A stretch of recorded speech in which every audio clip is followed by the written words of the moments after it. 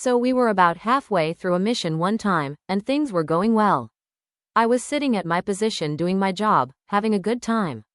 The crew was working well together and we were looking forward to getting back to base. I'm getting my butt kicked, being busy, so the first time I notice a little flash out of the corner of my eye, I think nothing of it. Head down, still working, I see it again. Now this is getting kind of annoying. I'm distracted by this flashing light that I keep seeing, but I keep working. Flash. What the heck? I look over at the officer that is sitting near me. He's head down working away. I notice there are lots of lights and things on his position that could be causing this annoying little flash of light. Get back to work, and ignore it, I think to myself.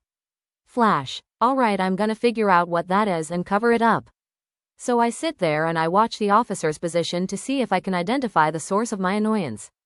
That's when I notice about 2 feet above the officer's head a little dark streak is developing between 2 pieces of equipment. What the heck? That's not supposed to be. Then I see what the little flash has been. Flames poke out between the pieces of equipment. Flames on a plane. Not good. Really not good. I fly on a fairly big plane, so we have about 90,000 pounds of JP8 jet fuel in the tanks, as well as some liquid oxygen.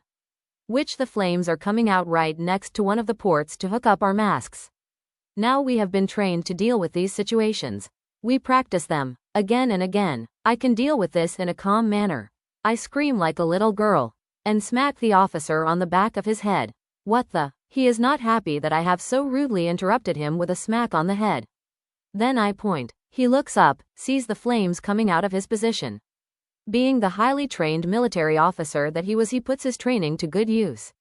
He also screams like a little girl, and runs to the other end of the plane. Fire, my position's on fire. As he runs down the aisle flailing his arms excitedly.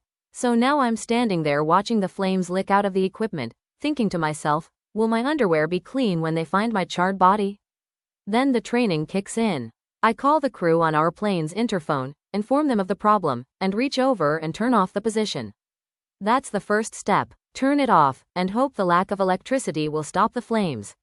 It doesn't, so I put on my oxygen mask, and check everyone else on interphone to make sure they are on oxygen. We have these great fire extinguishers on the plane that work on any type of fire. It's called Halon 1211. Great stuff, it'll put it right out. But you have to remember that while halon won't kill you, when it mixes with carbon, such as from burned electrical equipment, it produces chlorine gas. Chlorine gas is bad. It's really bad when you stuck in a plane at 30,000 feet breathing recycled air. Halon gets applied, and the fire is out. We ride the 40 minutes back to base with our oxygen masks on, not really comfortable, but much better than the possibility of breathing chlorine gas.